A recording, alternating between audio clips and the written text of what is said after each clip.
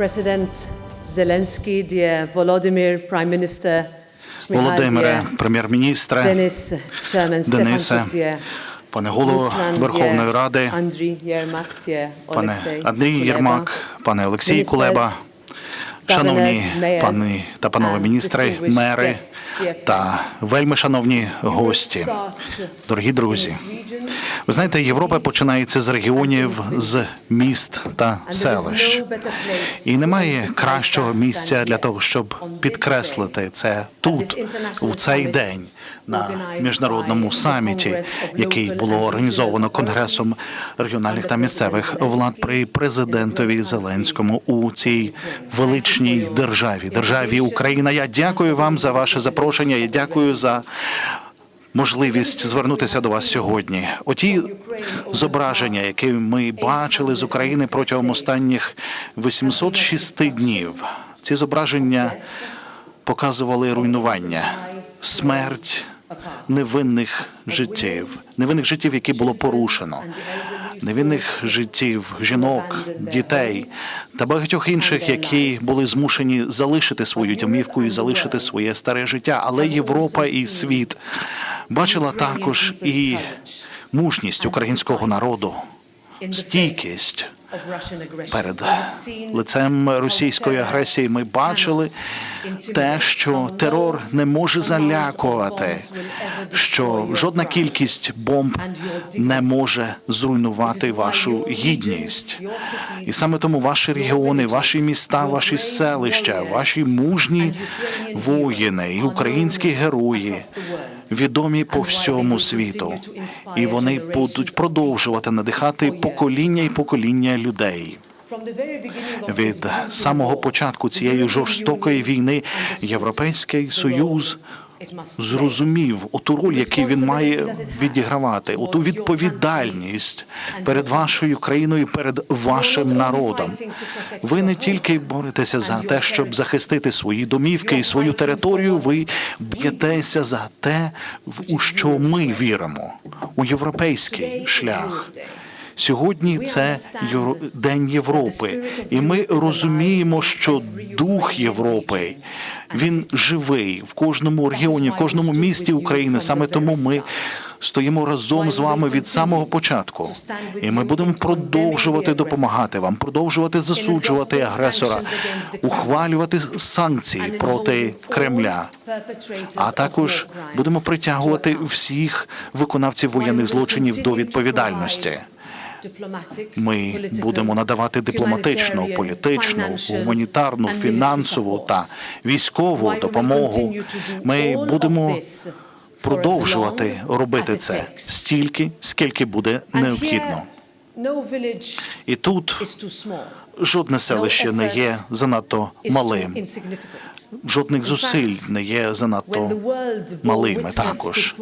І коли ми побачили цю величезну агресію Путіна, коли російські ракети були націлені на об'єкти цивільної інфраструктури, тоді Європейський парламент розпочав кампанію «Генератори надії». І міста та муніципалітети по всьому континенту зібралися, як ніколи раніше, для того, щоб передати сотні генераторів Україні, щоб основні об'єкти інфраструктури продовжували працювати. Я знаю, що певні представники сьогодні присутні тут. Ми з деякими з вас зустрічалися, спілкувалися по телефону, обмінювалися повідомленнями протягом дня. Тож я хотів б скористатися цією нагодою, аби подякувати вам від усього серця, від усього мого серця і від Європейського парламенту.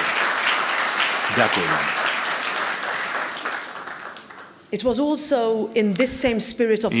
І також цей дух солідарності панував, коли ми розпростали свої серця, об'яття і домівки для мільйонів українців, які намагалися врятуватися від мільйонів бомб на початку війни. Крім того, Європейський Союз швидко започаткував низку заходів.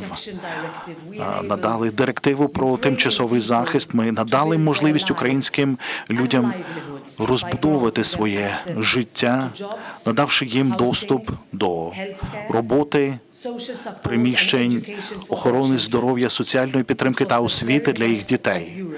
Це було найкращі заходи, які тоді проводила Європейський Союз. І тим не менш, поки продовжувала тривати війна, коли тижні перетворювалися на місяці, а місяці перетворювалися на роки цієї війни, стало все більш очевидним, що українські люди, вони пишаються, вони борються за свою свободу та, власне, гідності.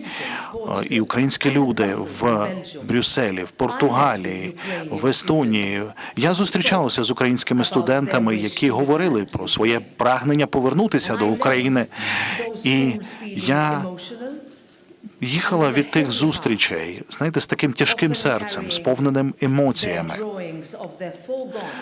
І в мене були малюнки, які зображали їх домівки, які не зруйновані ракетами, домівки, де вони жили вільно і у європейський спосіб разом з їх родинами.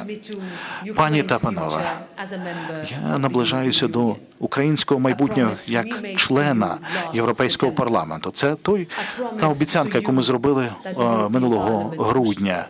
Це та обіцянка, над якою працював Європейський парламент від перших днів. Це обіцянка, яку ми обов'язково дотримуємо. Шлях до вступу, безумовно, буде складним, і український шлях багато в чому є унікальним, бо треба враховувати невідкладність відбудови української інфраструктури, економіки та економіки. Але Європейський парламент, Європейський Союз будуть готові допомагати. Ми повернемося і відбудуємо разом, тому що Україна є Європа, а Європа – то є Україна. І в цьому полягає наше партнерство заради перемоги. Слава Україні!